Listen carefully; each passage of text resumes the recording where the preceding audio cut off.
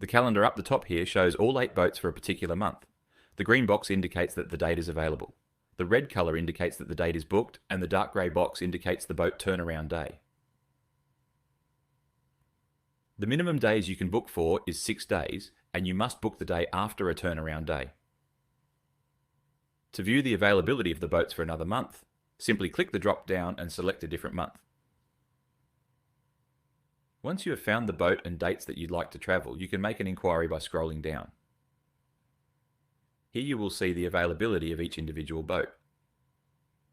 Select the month by clicking the drop down. To check the pricing, click on the dates and you will see the pricing. There is different pricing depending on the time of year and how far in advance you are looking to book.